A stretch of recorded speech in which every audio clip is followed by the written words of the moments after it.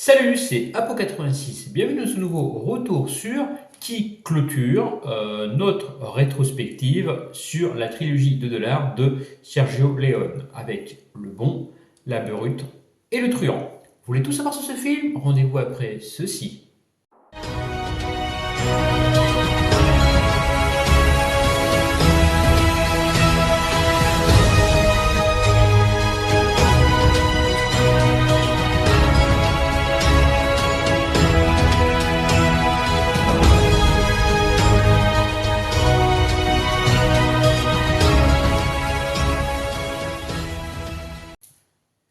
Nous sommes en 1965.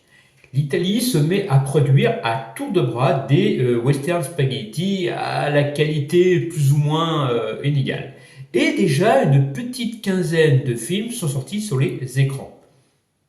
Les dirigeants de United Artists, fortement intéressés par le travail de Leone, contactent le scénariste des deux films, Luciano Vicenzzoni, pour acquérir tout simplement les droits de ses œuvres précédentes, donc pour une poignée de dollars et pour quelques dollars de plus, mais également les droits des prochains westerns écrits par Leone et surtout par Luciano Vicenzzoni en priorité.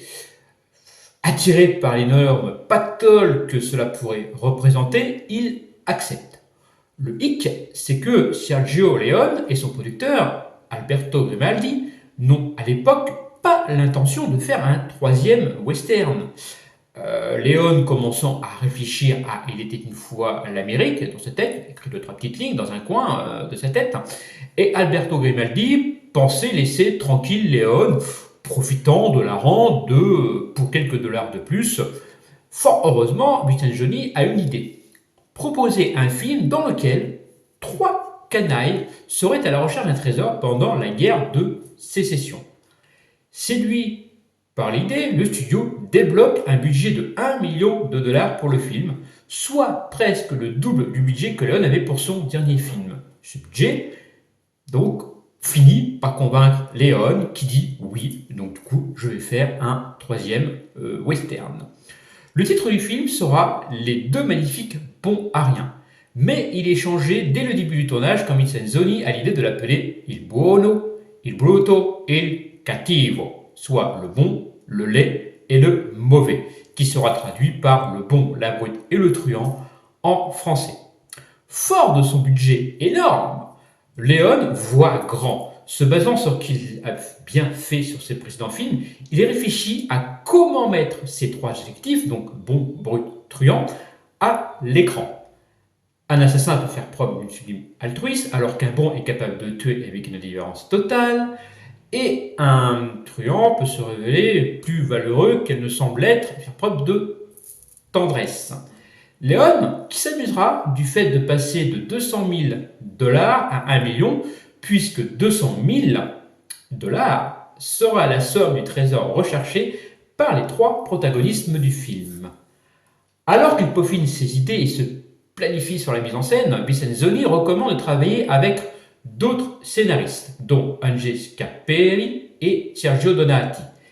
Mais Leone rejette leur script. En effet, les deux hommes voulaient inclure des scènes burlesques dans Western, comme on a pu voir dans Dieu pardonne-moi pas. Leone s'énerve en disant qu'il n'est pas réalisateur de parodie, qu'il ne dirige pas un cirque, qu'il n'est pas un clown. Et les hommes trouvent alors un compromis mélangeant le tragique au comique en jouant sur le personnage de Tuco et de sa cupidité. Les trois personnages principaux, Tuco, Blondin et Setenza, sont partiellement construits à partir d'éléments autobiographiques de Sergio Leone. Setenza étant inspiré des anarchistes que Leone a côtoyés étant jeune, Blondin de lui-même pour son côté méthodique et prudent, donc s'inspire de Leone, et Tuco de l'idée qu'il se fait d'un vagabond hippie dans les années 60.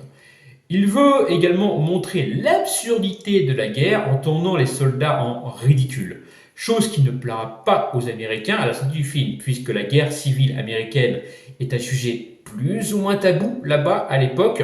Je vous rappelle que le sud des USA pratiquer la ségrégation jusqu'à effectivement 1964.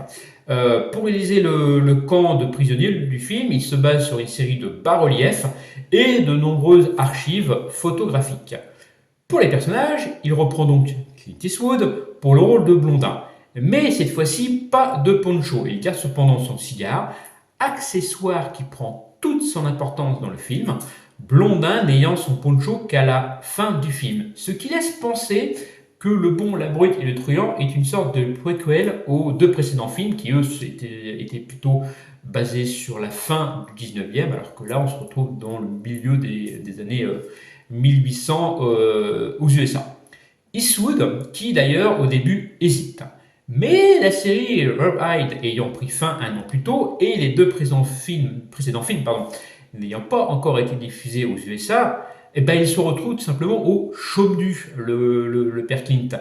Il lit donc le scénario et fait le reproche à Leon que son rôle est moins important que celui de Tuco.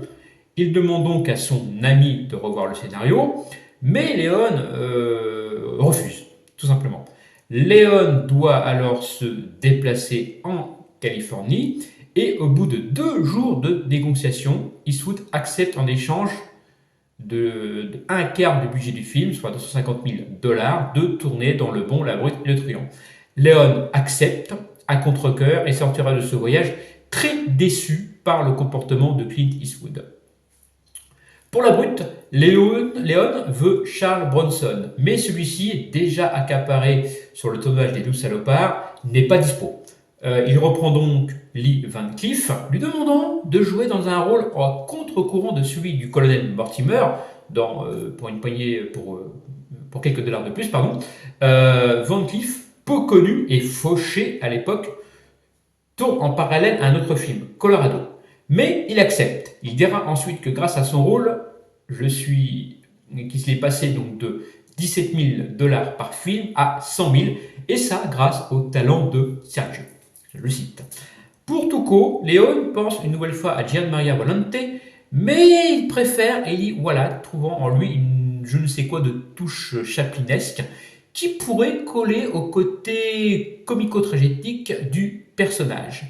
Wallach, réticent, est alors convaincu en voyant un extrait pour quelques dollars de plus, et le courant, passant très bien entre Leon et lui, il signe le contrat.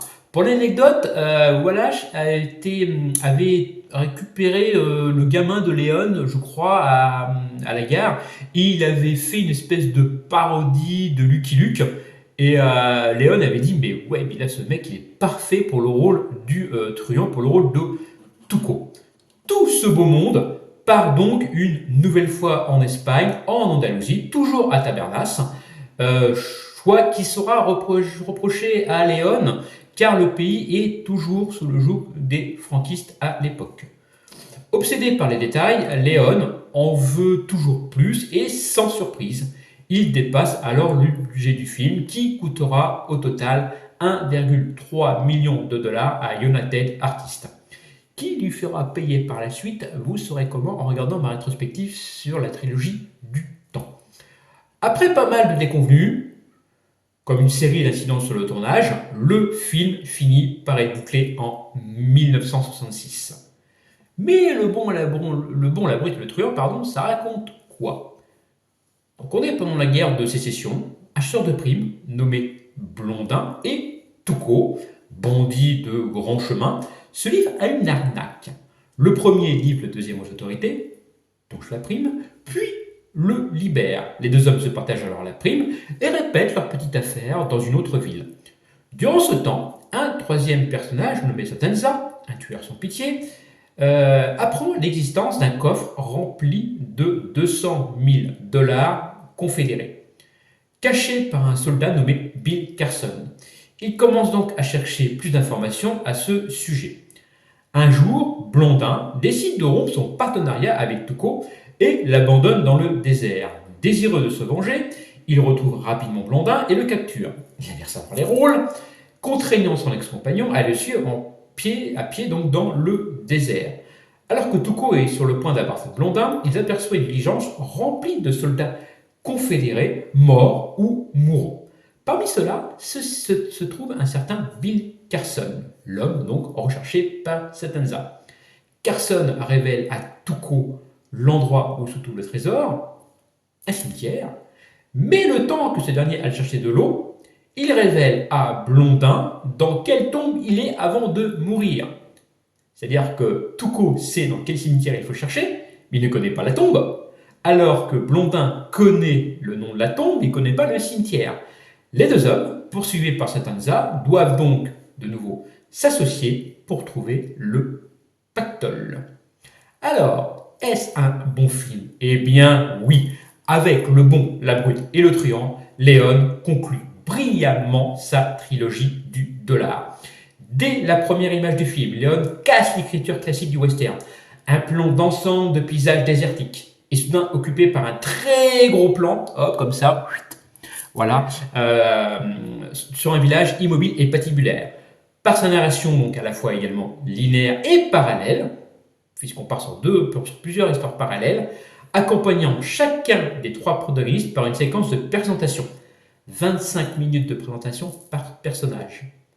Puis, ça s'arrête sur un plan fixe nommant chaque personnage. Un plan fixe, paf, le blanc, le bon, paf, la brute, paf, le truand. Et ça, je trouve ça forcément génial.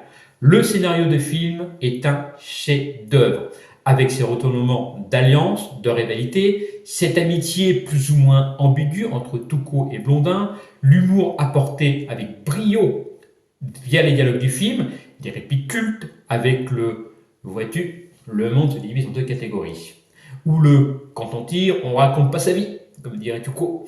Eastwood signe ici un de ses meilleurs rôles à l'époque. Van Cleef, alors uniquement cantonné à des rôles de gentil, est tout simplement excellent dans ce rôle de salaud. Quant à Wallace, il est tout simplement excellent dans le rôle de Tuco. Quant à la musique, une nouvelle voix portée par Ennio Morricone, elle apporte ses notes de plus en film, et le succès du film vaut beaucoup à la musique.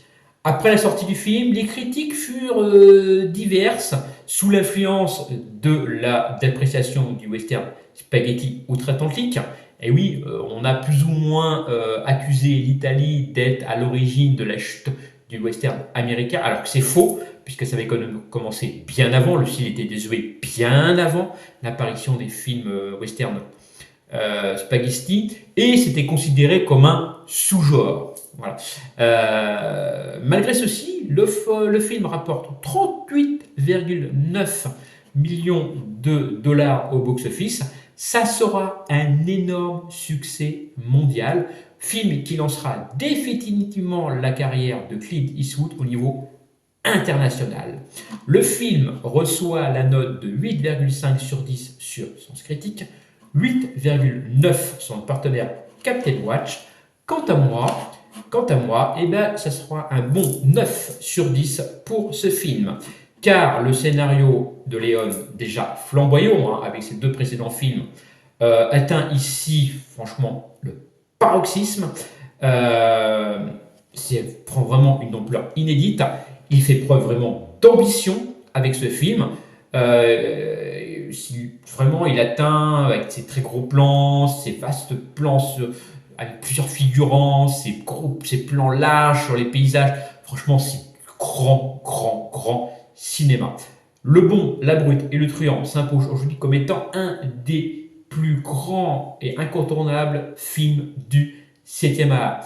Un formidable épopée aux multiples rebondissements, comme je vous dis, aux personnages remarquables, toujours aussi vivants et consistant devant la caméra donc, de Léon, qui livre de sublimes images, comme je vous ai dit, accompagnées de la non moins légendaire partition d'Ennio Morricone.